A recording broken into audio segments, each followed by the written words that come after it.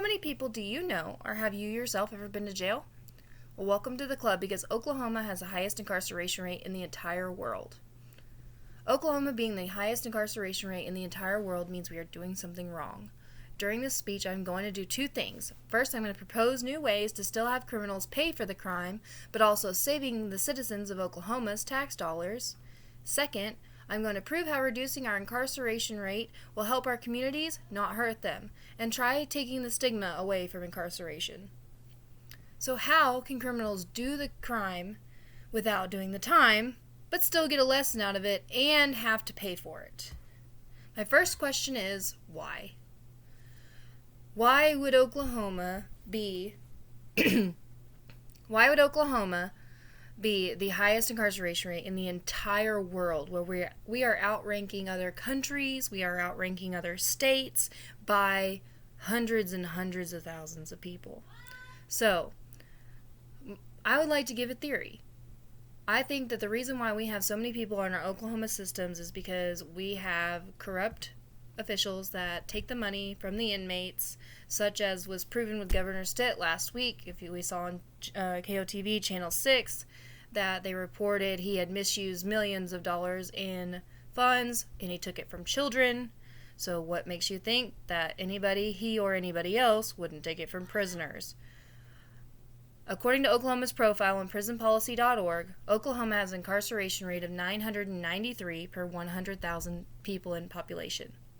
Each year, 96,000 different people are booked into local jails in Oklahoma. To compare, let's look at state of Oklahoma versus the United Kingdom. The United Kingdom includes 4 different nations, all comprised together only have an incarceration rate of 129 per 100,000 people. Their population in total is 67.22 million back in 2020. So, with our population only being a little under 4 million at 3.98 reported in 2021, they have 17 times the amount of people, and they only arrest 129 per 100,000, whereas we arrest 993 per every 100,000. We can change this by looking at California and what they did in 2020 to combat the coronavirus. They halted prison admissions and enacted early releases for anyone with 180 days or less to serve on their prison term. Prison officials also authorized 12 weeks of credit for incarcerated people with no rule violations to expedite their early prison releases. I like what California is doing, and based off of all the reform that I saw, they were actually the most progressive. But to get the most people out, which is going to be our main focus, we're going to want to push as many people, nonviolent criminals, that we can to get back out in the world that we are not paying our tax dollars towards to feed, house, and run these facilities, because we're just wasting time and money for them to eventually just be right back in.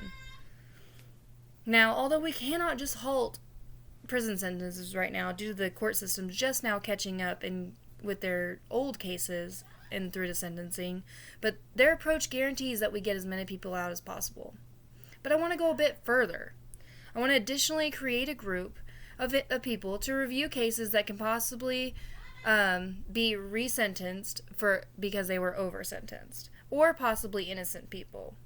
This does take money, but I also want to enact creating more rehabilitation programs and focusing on helping people adjust rather than throw them out and expect them to make it on their own.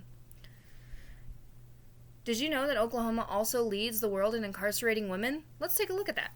Over the course of a year, between 35,000 and 40,000 Oklahoman children will be separated from their parents. So over the course of the year, we have 40,000 kids that lose their parents. That is an insane amount of children. If we went into a public school system and asked any of the children, if they had a parent or family member in prison, almost every single one of them would raise their hand. And that's the reality that we live in today, and we need to change it.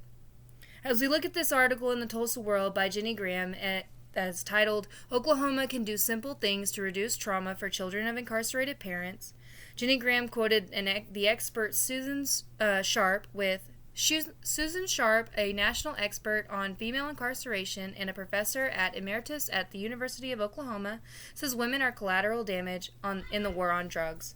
It also states, her research shows that poor women in rural areas receive longer sentences while those who can afford private attorneys get less time for the crimes. So, personally, I have been to jail, I have been in drug court, and I have done all of these things. And I've seen how the system works, and I have went through the system, and it is very, very broken. We have many moms losing their children, being over sentenced, and getting these insane charges for drug possessions, because most of the time they're the ones that take the fall, and they get blamed. In all these rural counties, they will just throw away the book or use maximum sentences because they think they're getting trash off the street. But instead, these women need help, and they need rehabilitation. And we have amazing centers like Tulsa Women and Children's Center here in Tulsa. I personally went there, and I will guarantee that place to any woman with a child that needs a safe place to go to get help, mental, physical, drug, whatever. They are amazing, 100% recommend. But in that drug court program, you pay for classes, you pay for your restitution, you pay for everything. You pay everything back, and you cannot graduate or complete the program without doing these steps. You have to show that your personality has changed, you have to hold down a job and with a certain amount of hours, or you have to do community service. It is very intense. You miss one class, you're going to jail. I mean, for a couple days at least. Depends on how many classes you missed. But this is a very serious program, and if we're able to expand on that program and adapt it into our world, I believe that it would work.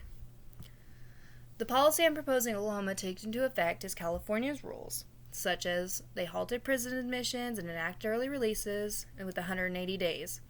So, in addition, create that committee to review old laws that need to be reformed, and also review old cases where someone may have been over sentenced, and take away the one-size-fits-all punishments that seem to be dealt out in our court systems.